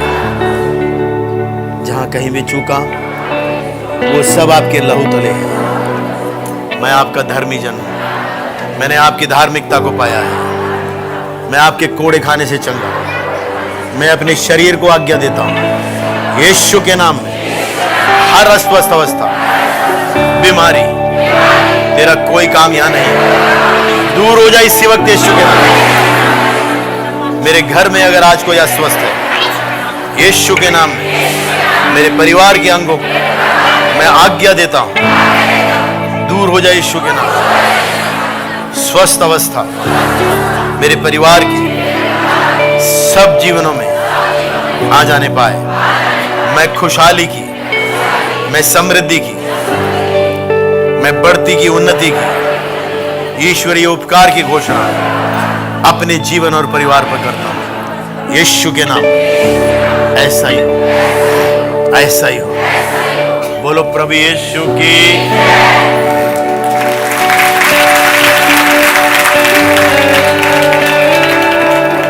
जो परमेश्वर के वचन और उसके वायदे से हटके किसी भी विचार को जीवन में मत लेना। कोई भी उन्नति की बात, कोई भी सफलता की बात, ईश्वरीय वायदे की पूर्ति जब बिल्कुल आपके निकट हो, आपको झुंझलाने वाला, आपको ईर्ष्या दिलाने वाला, आपको क्रोध दिलाने वाला कोई ना कोई विचार जो आपके एक शांति को भंग करे, जो आपके अंदर नफरत पैदा करे, जो क्रोधित करे, ईश्वरीय उपस्थिति को भंग करने के लिए, जिसमें से आपको जो प्राविधान मिलता है ईश्वरीय वायदों की पूर्ति से बिल्कुल 1 मिनट पहले, वो अवस्थाएं, कोई ऐसा कुछ बोलेगा, कोई कुछ ना कुछ होगा। दाऊद जब जा रहा था बिल्कुल उस गोलियात का सामना करने, पिता को भी नहीं पता था। पिता तो उसको सामान दे रहा, बोल रहा है कुछ टोकन लेके आना, सबूत लेके आना कि तू अपने भाइयों के पास गया। वहां उसने बुरा नहीं माना। जब वहां पहुंचा युद्ध भूमि में तो उसका भाई नाराज हो गया, तू यहां क्या आया भाई, बहुत गुस्सा करने लगा। दाऊद उसने अपने आप को उससे परे कर लिया। बड़ी सफलता से थोड़े पहले आपके जीवन के अंदर उस शांति को भंग करने के लिए, उस उपस्थिति को छीनने के लिए दुष्ट चाल चल सकता है, लेकिन नहीं, हमें बुद्धिमानी बरतना। मैंने किसी विषय के लिए प्रार्थना किया था 1921 नवंबर से पहले मैंने विश्वास किया था। मैंने अपने पत्नी बेटे को बोला ये हो जाएगा। सिर्फ 1 महीने पहले, 2 महीने पहले जो समय मेरे मन में था, एक शंका की अवस्था, अरे अभी तक तो कुछ हुआ नहीं, लेकिन प्रभु ने ऐसा हृदय संभाला, मैं हंसा। वो जो विचार ऐसे आया, वो बिल्कुल एक हवा की तरह ऐसे दूर हो गया। 1 हफ्ते बाद उसका उत्तर आ गया और उस विषय को हम प्राप्त कर सके। मेरे प्रियो, आपके जीवन में परमेश्वर विश्वास योग्य है। एक हवाई जहाज जिस तरह से उतरने के लिए हवाई पट्टी को ढूंढता है, स्वर्गीय आशीषों को लेकर समय समय पर जो परमेश्वर ने आपके लिए रखा है, वो उतरने की हवाई पट्टी को आपके लिए ढूंढ रहा है। लेकिन सुनिए, लेकिन वो हवाई जहाज अगर उतरना चाहे, वहां पे रोड, एक कंकट, कटे हुए पेड़ पड़े हों, क्या वो हवाई जहाज चक्कर काट के ऊपर नहीं चला जाएगा?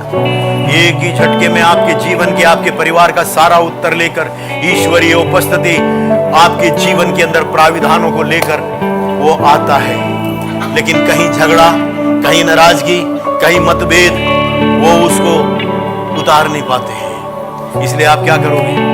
चाहे ऐसी परिस्थितियां हो तो भी मेरे जीवन के अंदर ईश्वरीय इच्छा पूरी हो, परिवार में ईश्वरीय इच्छा पूरी हो, क्या करोगे? बिछुआई करोगे, क्योंकि आपने उस सच्चाई को पाया है, ताकि बाकी जो आपके परिवार में इतना विश्वास नहीं करते, वो उस भलाइयों को प्राप्त कर सके। आप घुटनों में आएंगे, आप उनके लिए बिछुआई करेंगे, आप उनके लिए आंसू बहाएंगे, आप उस खुशहाली को देखने पाएंगे। ले तो शर्त क्या है? बोले ईश्वरीय उपस्थिति, आज्ञाकारिता, परमेश्वर से सुनना और उस विश्वास। बोलो प्रभु यीशु की। ये कौन सी कुंजी है? ईश्वरीय उपस्थिति में चलने का, उसके समृद्धि में चलने का, उसके सफलता में चलने का, उसके बहुतायत में चलने का, और उसकी उपकारित अवस्थाओं को देखने की परमेश्वर आपको वो सारी चीजें आपके जीवन में प्रदान करता है। ठीक है, हम अब एक गीत गाएंगे, ऑफरिंग का समय है।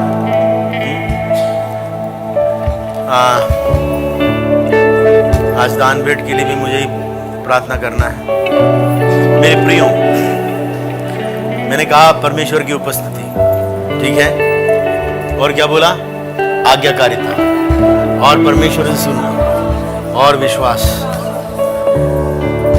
ये दान भेंट का समय है, लेकिन उससे पहले मैं पूछना चाहता हूं, आज वचन के अंदर कितनों को आज आपके जीवन के कई प्रश्नों का उत्तर मिला है। सच में आप यहां से जाएंगे और इन विषयों को अगर आप अपने जीवन में लागू करेंगे, आप उन जो बहुत से उत्तर आपको आज तक नहीं मिले उसके उत्तर आप पाने जा रहे हैं। और आज प्रार्थना में कितने लोगों ने छुटकारा पाया, मैं हाथ देखना चाहता हूं। कोई शरीर का दर्द था, पीड़ा था, दूर हुआ, मुझे बताइए। यहां जब आपके पड़ोसियों ने आपके हाथ रखा, आपने प्रार्थना किया, कितनों ने एक छुटकारे को जीवन में अनुभव किया? अगर पाया है, एक दो जन बोले बस जल्दी। आप बोल सकते हैं क्या समस्या थी, क्या ठीक हुआ? पैर में बहुत दर्द था लेकिन वो ठीक हो गया। मैंने हाथ नहीं रखा, परमेश्वर ने अपना। हाँ, क्या ठीक हो गया? कंधा उठ गया। प्रभु को धन्यवाद देते, बोलो प्रभु यीशु के। अम्मा गोली की तरह हाथ ऊपर कर रहे हैं, बोलो कंधा उठ गया है। प्रभु को धन्यवाद देते हैं, बोलो। लेकिन इस हाथ से किसी को जाके अभी मुक्का मत मारना। और कौन है जिसने चंगाई को प्राप्त किया है? मुझे मालूम है और भी है। क्या गर्दन के पीछे मुझे, हाँ, गर्दन के पीछे दर्द था, प्रभु ने चंगाई दी। और पीछे कोई बताना चाहता, जोर से बोलिएगा, थोड़ा आवाज कम करें।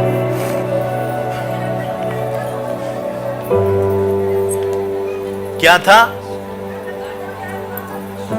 गर्दन के पीछे प्रभु ने चंगाई दी है। प्रभु को धन्यवाद देते हैं। आप कोई दर्द बोल रहे हैं, ठीक हुआ है।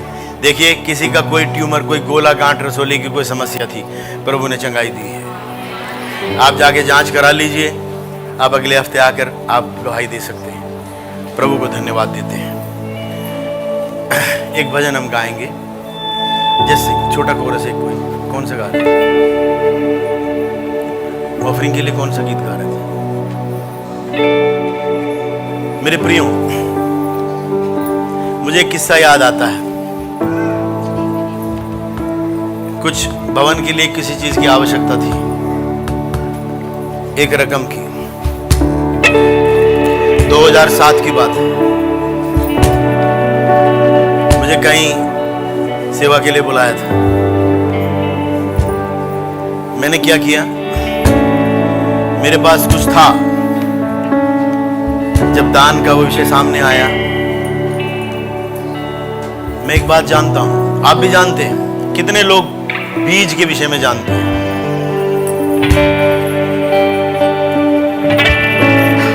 चार तरह की प्रमुख रीति से देने का विषय है। दशवांश है। परमेश्वर का वचन कहता है सारे दशवांश अपने भवन में लाओ। और लिखा है कि वो नाश करने वाले को ऐसे घुड़केगा। सेवा में आने से बहुत पहले की बात है। थोड़ा वॉल्यूम कम रखें। आप बजाते रहें सॉफ्टली, थोड़ा वॉल्यूम कम रखें। आप सॉफ्टली बजाते रहें, बहुत अच्छा है। Please cut down the volume. एक दिन मैं गिदोन के बारे में पढ़ रहा था।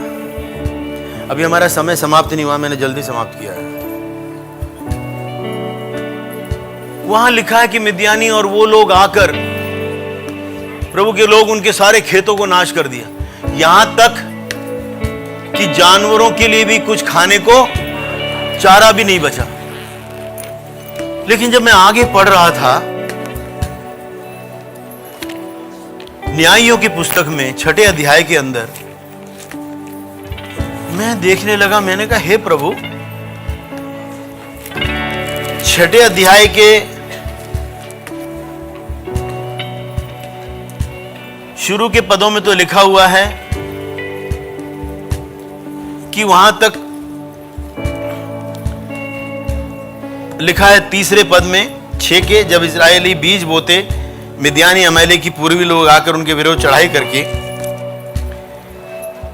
उसकी भूमि की उपज को नष्ट कर डालते थे। और उनके लिए ना तो कुछ भोजन वस्तु, ना भेड़ बकरी, ना गाय बैल, ना गधा छोड़ते थे। लेकिन आगे जब मैं पढ़ रहा था, 11वें पद में लिखा हुआ है, फिर परमेश्वर का दूत आकर बांज वृक्ष के तले बैठ गया और गिदोन दाखरस के कुंड में गेहूं इसलिए झाड़ रहा था कि वो मिद्यानी से छिपा रखे। जब मैं पढ़ रहा था मैंने कहा हे प्रभु, उसके तीसरे चौथे पांचवें पद में यह लिखा हुआ है कि कोई तो ना तो उनके खाने के लिए न जानवरों के लिए भी कोई भूसा नहीं बचा, लेकिन यह व्यक्ति कैसे गेहूं झाड़ रहा है। मैंने वही पुस्तक अपना वचन बंद किया। मैंने कहा प्रभु कोई तो कुंजी है, मुझे दे।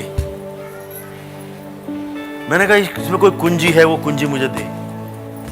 भैया कोई गेहूं देख बो रहा है, उसने जमीन के नीचे तो नहीं बोया, गुफा में तो नहीं बोया, उसने बीज फकेरे,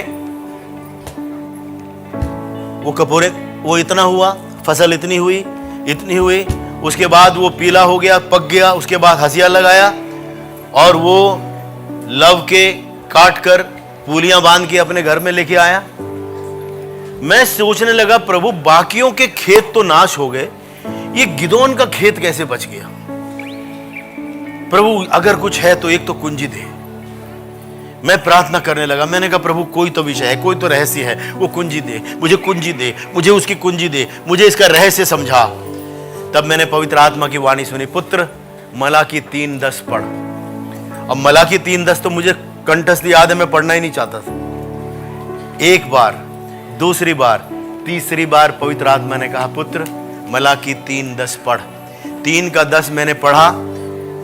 जानता था कि सारे दशमांश लाओ, मैं आशीष दूंगा, लेकिन 11वें वचन पर मेरी नजर पड़ी। 11वां वचन,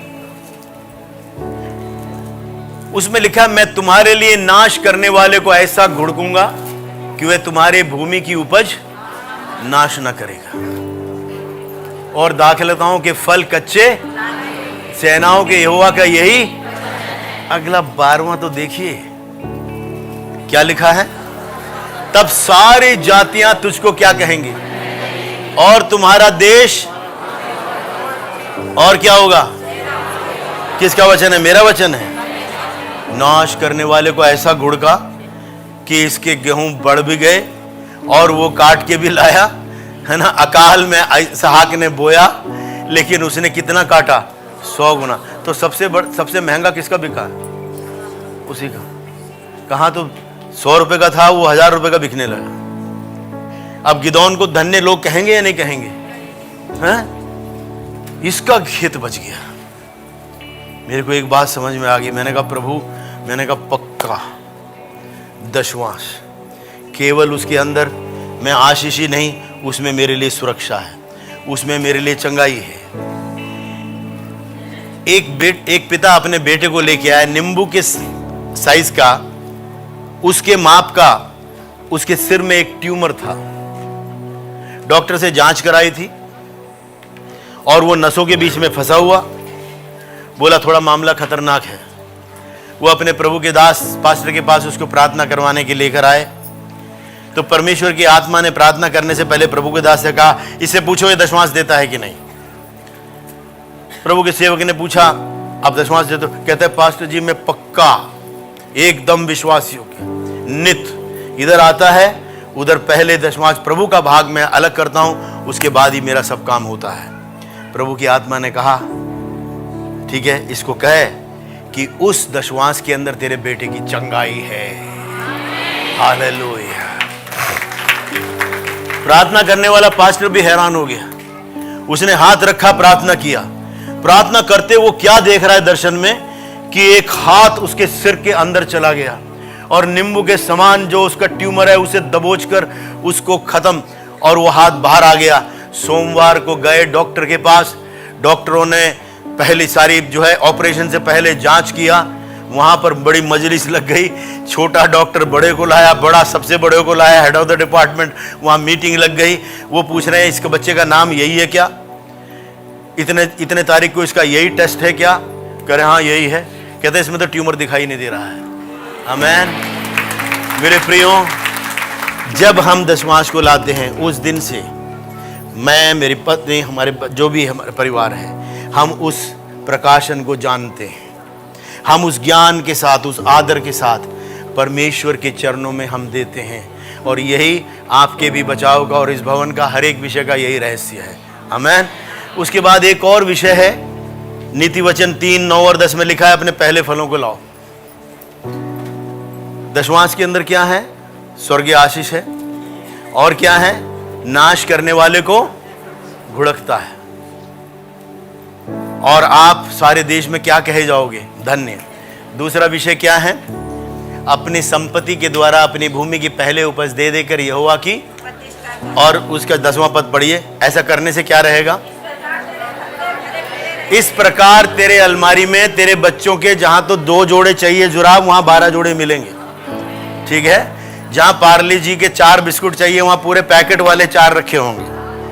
वो कहता है वो अलमारी वो भरता रहेगा, लिखा है। ठीक है? इस ज्ञान के साथ, इस समझ के साथ अपने पहले फल को अर्पित करें। ये नहीं हाँ जी पड़ोसी बोल रही हैं, वो बहन बोल रही हैं, ये भाई बोल रहा है, यहां खड़े होके बोलते हैं, ना ना ना, ऐसा नहीं है।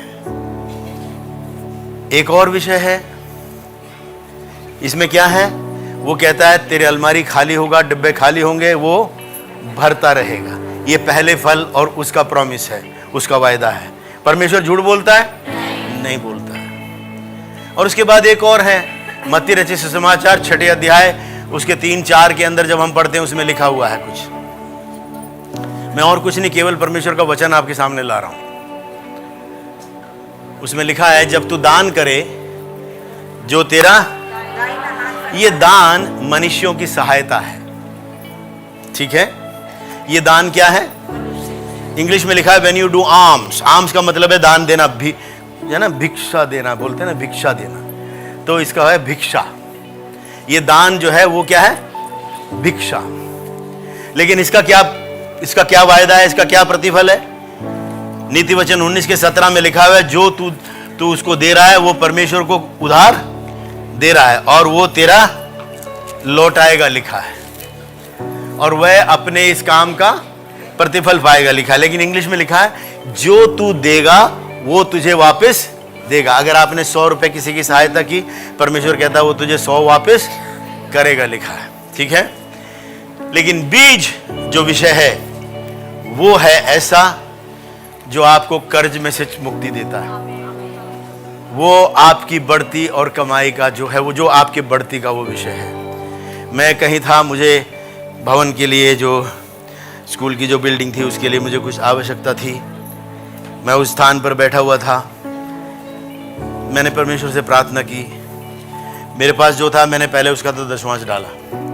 उसके बाद मैंने जो मेरी आवश्यकता थी उस रकम के अनुसार मैंने निकाल कर बीज, क्यों बीज कैसा है? 100 गुना, 60 गुना, 30 गुना। लेकिन मैं क्या कहता हूं प्रभु से, जहां प्रभु 100 का लिखा हुआ, मैं 60 और 30 क्यों लूं? ठीक है? कोई है जो मेरी मानसिकता से साथ जुड़ा हुआ कोई? क्या अच्छा लगा बताओ? अरे वो हमारा पिता है। उसने मेरे से कहा जो कुछ तू मेरे नाम से मांगेगा मैं दूंगा। तो मैं 30 और 60 पे क्यों रुकूं? हैं भाई, आपके पापा ने आपसे अगर कहा हो हैं कि मैं तेरे को 100 गुना, 60 गुना, 30 गुना दूंगा, तो आप क्या कहोगे? हाँ या नहीं? तो मैंने तो प्रभु से कहा, ये सब मेरी व्यक्तिगत स्टोरियां हैं, ये मेरी व्यक्तिगत कहानी और अनुभव है। मैंने कहा प्रभु मैं तो 100 ही लूंगा। भाई आप ही ने तो, उसी ने बोला है तू इतना करेगा तो इतना दूंगा। बोने वाले को बीज और खाने वाले को देता है। तो मुझे किस बात की परवाह? मैंने वहां बैठे हुए, मेरा छोटा बेटा भी मेरे साथ में था, स्टैनली मेरे साथ में था, उसको नहीं पता है क्या हो रहा है। मैंने वो उठाया, उस जो मुझे कटनी चाहिए थी उसके माप का एक बीज उठाया, मैंने डाला। और उसके बाद जब मेरे हाथ में आया, वो जब मेरे हाथ में कुछ आया वापसी, मुझे गिनने की जरूरत नहीं थी, मुझे पता था इतना ही है। आमीन। अब मैं उसके बाद भवन में आया, एक भाई मेरे को रास्ते में मिला। मैंने उसको कहा भाई देख ऐसा अनुभव मेरे साथ हुआ। उसने उसको मन में रख लिया और वो पहली तारीख के बाद, उसकी तनख्वाह मिलने के बाद, वो मेरे से कहता है अंकल जी मैंने आपकी वो गवाही जो आपने मुझे रास्ते में बताई, मैंने विश्वास कर लिया था कि मेरी तनख्वाह अब जब अगली मिलेगी इतनी बढ़ के मिलेगी, तो मैंने उसके हिसाब से ये बुआई की। कहता है कोई आशा नहीं थी लेकिन इतनी मेरी तनख्वाह बढ़ के आई है। आमीन। अगर मैं यहाँ आपके सामने खड़े होके बोल रहा हूँ तो मैंने उसको टेस्ट किया है। केवल वही नहीं, वो मैंने दूसरे को बताया, दूसरे ने वही करके देखा, उसको भी वही प्रतिफल मिला। नहीं तो यहाँ खड़े होके हम आपको बोलने वाले नहीं, जो मैंने नहीं किया वो आपको नहीं बोलूँगा, और जो दूसरे के जीवन में एक्सपेरिमेंट नहीं हुआ, परीक्षण नहीं हुआ, वो भी आपके सामने बताने लायक नहीं है। मेरे प्रियो, तो परमेश्वर का वचन कहता है कि जब हम दशमांश अपना देते हैं, उसके फल स्वरूप परमेश्वर केवल खिड़कियों को खोल के आशीष नहीं देता, वो कहता है नाश करने वाले को घुड़कूंगा। वो कहता है इसमें तेरे बच्चे की चंगाई है। तो मैं उस विश्वास के साथ, उस ज्ञान के साथ, बड़े आनंद के साथ, जैसे राजा के पास कोई भेंट लाता है, ऐसे क्यों राजा के पास लाते तो एहसान करते हैं क्या? मैं तेरे को ये नहीं, हम बहुत ही आदर के साथ जाते हैं। तो हृदय की भावना, क्यों? परमेश्वर आपके हृदय की भावनाओं को देखता है, वो आपके एटीट्यूड को देखता है। कोई है जो कहेगा बोलो प्रभु यीशु की? दूसरा, पहला फल, तनख्वाह बढ़ गई 2000 रुपये। तो एक बार मैंने क्या किया, वो 2000 लिया एक ही बार, उसको लाकर, हे प्रभु जी आपके वचन के अनुसार ये फल, पहला फल, और आप मेरी अलमारियों को भरते रहेंगे, इसके लिए आपका धन्यवाद। आमेन। ऐसा बोलने में, सोचने में कोई पाप नहीं है। जब स्टैनली यहाँ पर खड़े होके पास स्टैनली बोला करते थे, जिसकी एक गाड़ी है उसकी 2, जिसका एक मकान है 2, जिसका 2 है 4, मैं सोचता था ऐसा हमने कभी बोला नहीं, ठीक है। लेकिन जब लोगों की गवाही सुनी तो मैं अंदर सोचता रहता, मैंने क्यों उसको मना किया कि भैया ऐसे मत बोलो अब, ठीक है। कुछ लोग आकर बोले कि जब आप ऐसा बोलते थे तब से हमारी बढ़ती हो गई, तो ठीक है मैं नहीं बोलूँगा, आज आप बोल सकते हैं ऐसा, है? बोलो 2 तो दिया जाएगा, हिला डुला कर, दबा दबा कर, उमड़ता हुआ, हिला डुला कर, दबा दबा कर, किसके लिए? और उमड़ता हुआ किसके लिए? कहाँ है पड़ोसी? बोलो ना, तेरे लिए है। हाँ, प्रभु को धन्यवाद देते हैं। आमेन, हालेलुया। मेरे प्रियो, वो आनंद है जो परमेश्वर के पास जाता है, वो विश्वास योग्यता, परमेश्वर विश्वास योग्य, उसने मेरे साथ किया है। इसलिए हमें कुछ भी एक दूसरे को, हाँ अरे वो तो बोला नहीं आप लोगों ने, बोलो जिसकी एक गाड़ी उसके कितनी, अपने आप बोलो,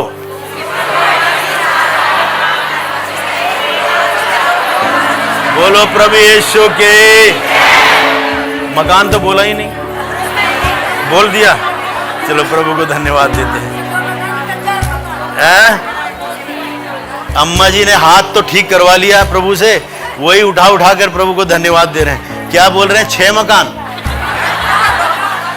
हैं, 4, प्रभु को धन्यवाद देते हैं। देखो, पिता परमेश्वर ऐसे अपने बच्चों की अवस्थाओं से वो खुश होते हैं, वो गुस्सा और क्रूर नहीं हो रहे हैं आपके ऊपर। अपने हाथ प्रभु की ओर, प्रभु आपने मेरे हाथों को आशीषित किया है।